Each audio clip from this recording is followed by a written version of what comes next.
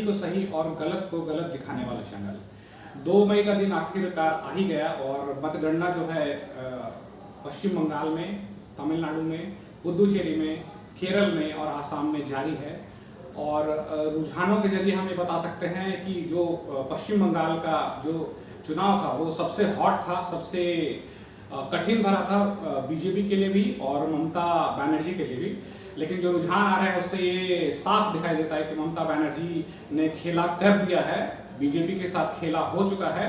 और जैसा कि आप मेरे पीछे विजुअल्स में भी देख पा रहे होंगे कि 216 सीटों पर बीजेपी, 216 सीटों पर जो है ममता दीदी की पार्टी टीएमसी जो तृणमूल कांग्रेस है वो आगे चल रही है। ये सिर्फ रुझान है और बाकी सुपर साफ तो नहीं कहेंगे बीजेपी का, लेकिन एक बहुत ही सम्मानजनक स्कोर उसने किया है। 3 से लगभग बहुत ही आगे तक आ गए हैं।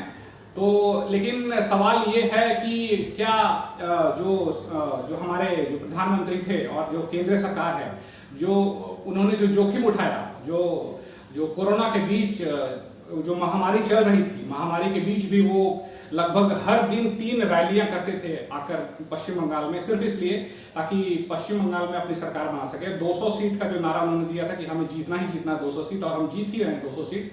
तो क्या उसका खामियाजा पूरे देश को भुगतना पड़ेगा? ये बहुत ही बड़ा सवाल है, क्योंकि अब बीजेपी सरकार तो नहीं बना रही है, उल्टे उनकी भारी बेइज्जती भी होगी और लोग सोशल मीडिया पर और हर जगह बातें भी करेंगे कि उन्होंने शाम दाम दंड भेद सब इस्तेमाल कर लिया, लेकिन फिर भी टीएमसी को और ममता बनर्जी को हरा नहीं पाए। और जैसा ममता बनर्जी ने कहा था कि खेला होवे, और खेला हो गया, खेला खत्म होने की तरफ है। अभी मतगणना जारी है और जब तक मुझे लगता है कि शाम तक ये परिणाम पूरी तरह साफ हो जाएंगे और ममता जो बनर्जी हैं, जिसको प्यार से ममता दीदी भी लोग बोलते हैं, वो फिर से सरकार बनाएंगी और बहुत मजबूती के साथ सरकार बनाएंगी। खास बात ये रही कि जो कांग्रेस है और लेफ्ट का जो गठबंधन था, जो सेकुलरिस्ट अपने आप को मानते थे, वो जिसको हम लेफ्ट भी कहते थे, वो पूरी तरह से लेफ्ट हो चुके हैं।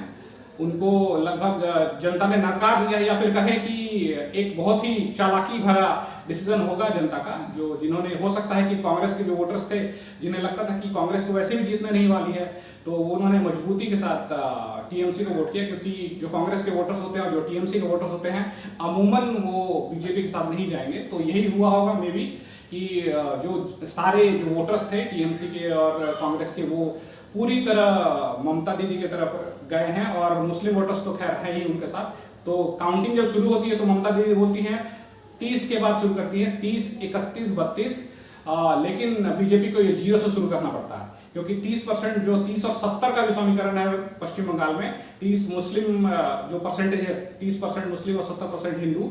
तो बीजेपी ने बहुत ही ज़्यादा ट्राई किया था कि हिंदू उसके तरफ आ जाए, क्योंकि 70% बहुत ही बड़ा फिगर लगता है कि अगर 70% लोग किसी की तरफ मतदान कर दें तो वो सीधा सरकार बना सकता है। लेकिन ऐसा हुआ नहीं, ममता दीदी ने ऐसा होने नहीं दिया शायद, इसलिए आज देखा जा रहा है कि, और भारी मतदान भी हुआ। इस बार आप परसेंटेज अगर देखेंगे तो 11%, 12% का डिफरेंस है लगभग, जो टीएमसी को वोट मिले हैं और जो बीजेपी को मिले हैं। तो 11% का वोट बहुत ही बड़ा मार्जिन होता है, कोई भी इस गैप को फिल नहीं कर पाएगा, जिसके कारण आप ये देख पा रहे हैं। तो बहुत ही भारी बहुमत से 2/3 तो छोड़िए, उससे बहुत ही आगे ममता दीदी सरकार बना रही है। और जैसा कि मैंने कहा कि खेला हुआ है, लेकिन खेला इस बार टीएमसी ने किया है बीजेपी के साथ। और जो पीके थे, जिन्होंने जो कह रहे थे बहुत दिनों से, बहुत जो बीजेपी के मीडिया सेल बोलते थे कि पीके खुद एक्सेप्ट कर रहे हैं कि ममता दीदी हार रही है, बीजेपी मजबूत है, प्रधानमंत्री बहुत ही मजबूत है।